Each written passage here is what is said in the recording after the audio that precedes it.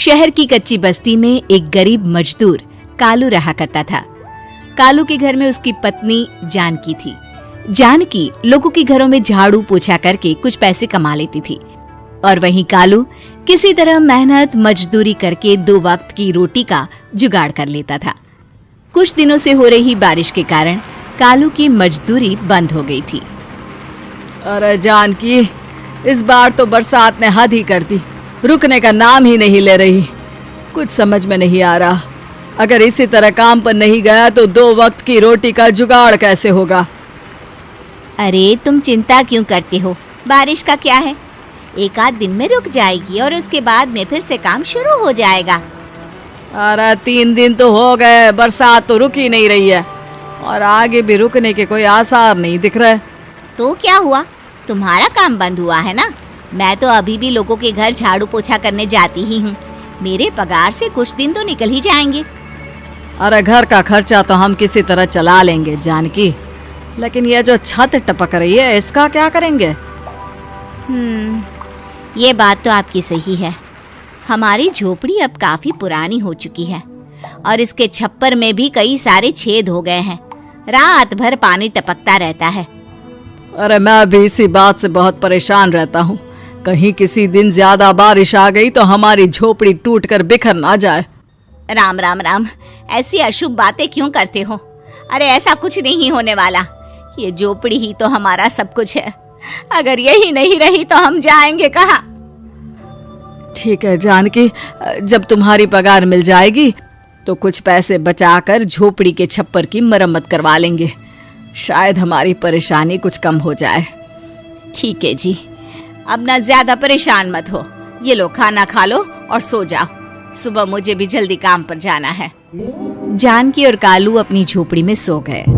रात को अचानक से बहुत तेज बारिश शुरू हो गई। धीरे धीरे बारिश का पानी कालू की बस्ती में भरने लगा। पानी भरते भरते झोपड़ी के बाहर तक पहुंच गया था।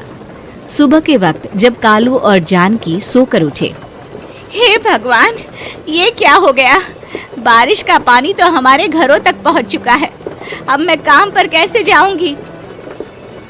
रहने दो जानकी, तुम आज काम पर मत जाओ। ऐसे पानी से निकल कर जाओगी और बीमार पड़ गई तो लेने के देने पड़ जाएंगे।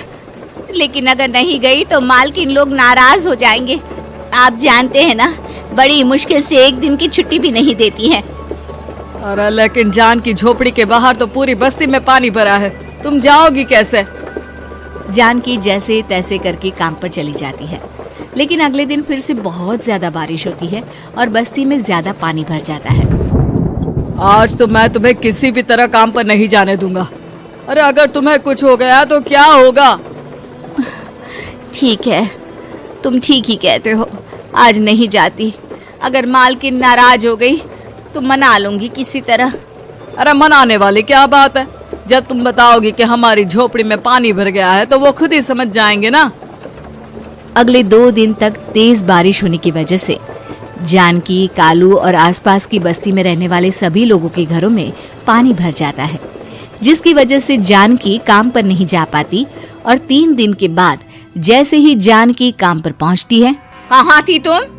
पिछले 3 दिनों से काम पर क्यों नहीं आई? मेम साहब, क्या बताऊं, इतनी ज्यादा बारिश हो रही थी, हमारी पूरी बस्ती में पानी भर गया है और उससे भी ज्यादा तो मेरी झोपड़ी के अंदर पानी भर गया। आप ही बताइए कैसे आती मैं? इसका मतलब ये हुआ कि बारिश होगी तो तुम काम पर नहीं आओगी? ना ना, मेरे कहने का ये मतलब नहीं था मेम साहब। तुम जानती भी हो 3 दिन से कितनी परेशानी हो रही है मुझे। सारा काम मुझे खुद करना पड़ा। माफ कर दीजिए मालकिन जी, पर मैं क्या करती, आने के लिए रास्ता ही नहीं था, सब जगह पानी भरा हुआ था।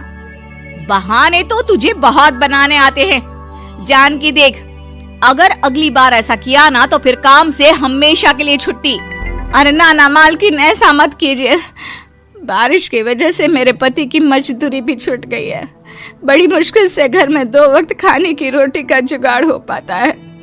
आप मुझे काम से निकाल देंगे तो हम क्या खाएंगे?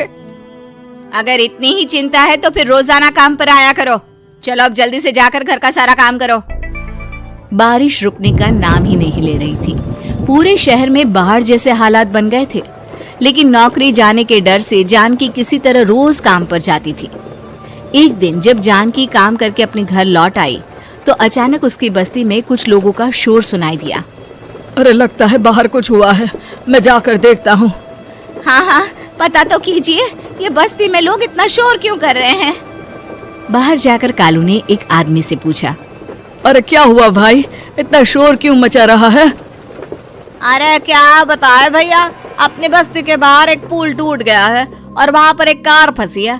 थोड़ी देर में अगर किसी ने नहीं बचाया ना तो वो कार पानी में बह जाएगी। ये क्या कह रहे हो भैया, कार के अंदर कोई है क्या? हाँ, कोई औरत बैठी है, अकेली है, बहुत रो रही है बेचारी, मदद के लिए बुला रही है। अरे तो हमें जाकर उनकी मदद करनी चाहिए ना। अरे लेकिन इसमें बहुत खतरा है, हमें अपने आप को बचाना चाहिए। पानी कभी भी हमारी बस्ती की तरफ आ सकता है। अरे तुम्हें नहीं चलना तो मत चलो, लेकिन मैं तो जाकर उस औरत की मदद जरूर करूंगा। कालू उस जगह पर पहुंचता है जहां वो औरत कार में फंसी हुई थी। वहां पर पानी का बहाव बहुत तेज था और सारा पानी कालू की बस्ती की तरफ ही आ रहा था। कालू ने एक बड़ी सी रस्सी को पेड़ से बांध दिया और दूसरे सिरे को कार की तरफ फेंक दिया और उस औरत को रस्सी के सहारे बाहर आने के लिए कहा। तभी वहां जानकी भी दौड़ती हुई आई। अरे ये तो मेरी मालकिन है, जिनके यहाँ मैं काम करने जाती हूँ। अरे मैडम जी, आप डरिएगा मत, आपको कुछ नहीं होगा। आपकी गाड़ी को भी मैंने रस्सी से बांध दिया है। थोड़ी देर में पानी का बहाव कम हो जाएगा, फिर हम आपकी कार को भी बाहर निकाल लेंगे। क्या तुम जानकी के पति हो? हाँ, जानकी मेरी ही पत्नी है, आपके यहाँ काम करती है ना। लेकिन मेम साहब, आप यहाँ पानी में कैसे फंस गई? अब क्या बताऊं, मैं अपनी सहेलियों के साथ पिकनिक पर गई थी, वहीं से लौट रही थी। अचानक पानी का बहाव तेज हो गया और मेरी गाड़ी फंस गई। अरे कोई बात नहीं मालकिन, अब ना आप बिल्कुल सुरक्षित हैं। मैं तो बहुत बुरी तरह डर गई थी, कब से मदद के लिए चिल्ला रही थी, लेकिन कोई मेरी मदद के लिए नहीं आया। भला हो तुम्हारा पति का जिसने मेरी जान बचा ली। लेकिन जानकी, मैंने तुम्हारे साथ बहुत गलत व्यवहार किया।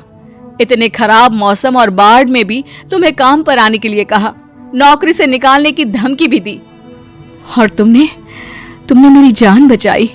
मुझे माफ कर दो। अरे कोई बात नहीं मालकिन, आपकी जान बचाना तो हमारा धर्म था। देखो जानकी, तुम्हारी झोपड़ी में जो भी नुकसान हुआ है उसके लिए मैं तुम्हें पैसे दूंगी। आज तुम्हारे पति ने मेरी जान बचाई है और आज के बाद मैं तुम्हें कभी भी नौकरी से निकालने की धमकी नहीं दूंगी। आज मैं तुम्हारी परेशानी को अच्छी तरह समझ चुकी हूँ। हम जैसे पैसे वाले लोगों के लिए अपने घर में बैठकर बारिश का मजा लेना बहुत आसान है, लेकिन तुम गरीब लोगों के लिए बाढ़ और बारिश काफी परेशानी खड़ी कर देते हैं। ये बात मुझे आज अच्छी तरह समझ आ गई है। आपका बहुत बहुत धन्यवाद मालकिन।